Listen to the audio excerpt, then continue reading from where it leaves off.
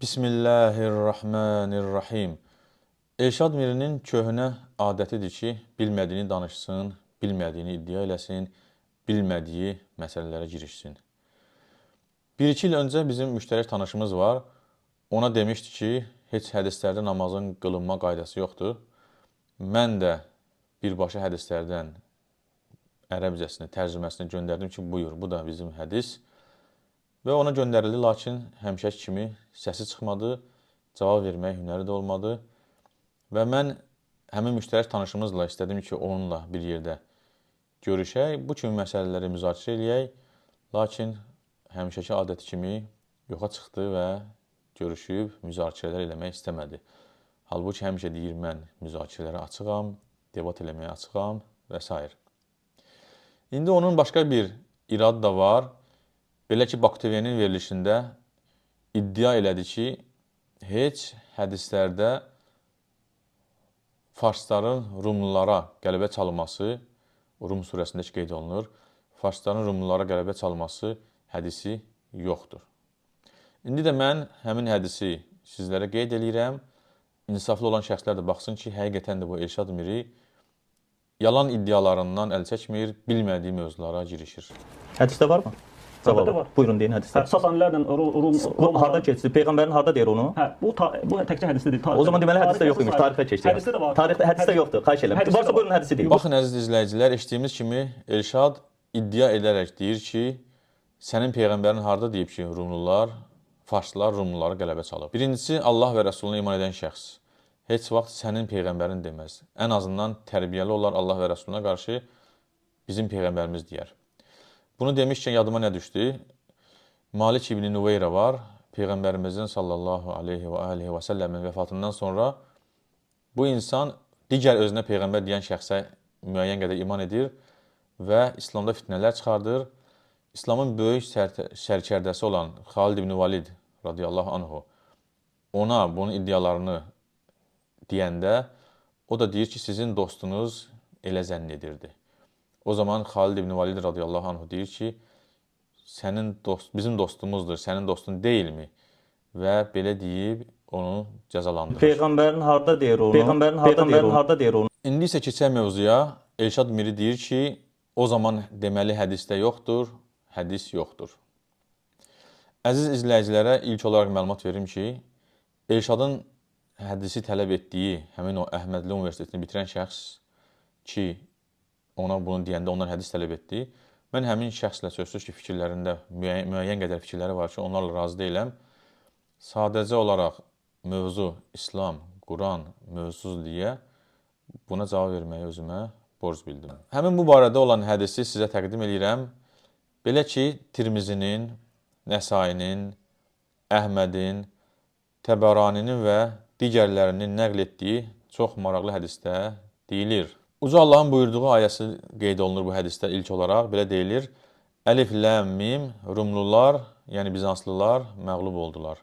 Yerin ən aşağı, yəni çökək hissəsində. Lakin onlar öz məğlubiyyətlərindən sonra qələbə çalacaqlar. Bir neçə ilin içində. Ayəsi nazil olan zaman farslar Rumluları məğlub etmişdilər. Lakin müsəlmanlar Rumluların onlara qalib olmasını istəyirdilər. Çünki müsəlmanlar və Rumlular kitab əhlidirlər. Uca Allahın o gün iman edənlər sevinəcəklər. Allahın köməyi ilə o istədiyinə kömək edir, o izzətlidir, rəhəmlidir ayəsi də bu haqdadır. Qureyş müşrikləri farsların qələbə çalmağını istəyirdilər. Çünki Qureyş müşrikləri və farslar kitab əhli deyildilər və öldükdən sonra dirilməyə də iman etmirdilər. Uca Allah bu ayəni nazil edən zaman Əbu Bəkr Əs-Siddiq radiyallahu anhu Məkkə küçələrinə çıxıb bu ayəni oxuyur. Müşriklər də lağ edərək Əbu Bəkrə deyirlər ki, sənin dostun iddia edir ki, bir neçə il ərzində Rumlular farslara qələbə çalacaqlar. Gəl mərcə girək ki, bu mümkün olmayacaq. Çünki Rumlular o qədər ağır dərəcədə məğlub olmuşlar ki, heç kəsin ağlına gəlməzdi ki, 5 il, 10 il, 15 il, 20 il ərzində onlar özlərinə gəlib yenidən farslara qələbə çalacaqlar. Bu ayə nazil olanda onlar lağ eləyirlər və Əbu Bəkirlə mərzə girirlər ki, gəl mərc eləyək, bu hadisə dediyimiz illər ərzində baş verməyəcək. Məkkə müşrikləri bunu iddia edərək, lağ edərək, Quran ayəsini lağ edərək, Allah Rəsulunu yalanlayaraq, sallallahu aleyhi və səlləm, istəyirdilər ki, Əbu Bəkiri ona iman etməkdən çəkindirsinlər. Çünki Əbu Bəkir radiyallahu anhu çox nüfuzlu bir şəxs idi Məkkədə, hər tərəfli, ona görə onlara sərf eləmirdi ki, belə bir kəs Allah Rəsuluna sallallahu aleyhi və səlləmə iman etsin və müsəlmanlar güclənsin. Lakin həqiqətən də Quran ayəsini istinad edən Əbu Bəkir radiyallahu anhu dediyi kimi çıxır və Rumlular farslara az bir müddət ərzində qələbə çalırlar və Əbu Bəkir radiyallahu anhu mərci qazanır. Və hədisdə də qeyd olunur ki, bu hadisə mərc haram olmamışdan qabağa baş vermişdi ki, onlar mərcə girmişdilər. Hədisi Tirmizi nəql eləyir, Nəsai nəql eləyir, Təbarani nəql eləyir və İmam Əhməd nəql eləmişdir. Elşad Miri ağız dolusu iddia elədi ki, bu barədə heç hədis yoxdur. Buyur, bu da sənə hədis. Hayf mənim əziyyətimə Elşad. Mən bu hadisə ilə bağlı, farsların qələbə çalması, sonra da Rumluların qələbə çalması ilə bağlı öz Quran möcüzələri.az saytımda Yunan saytlarından oxuyub araşdırıb öz saytımıza qeyd eləmişəm, tərcüməsini də qoymuşam, saytların da həmçinin mənbələrini yerləşdirmişəm, sılkalarını qoymuşam. Kim istəyərsə o sayta baxıb daha geniş oxuya bilər.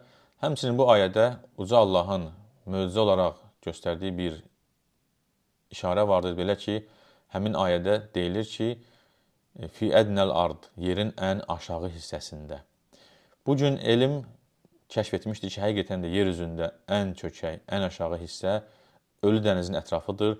Hansı ki, Yunan saytları özləri də qeyd edirlər ki, bəli, həmin o ətrafda, o zonada, o yerdə müharibə olmuşdur. Bunu da həmin o saytda daha geniş baxa bilərsiniz. Və o kəslər ki, iddia edirlər ki, Quranda möcüzə yoxdur, həmin bu elmi araşdırmaya baxıb bəlkə də ibrət ala bilərlər.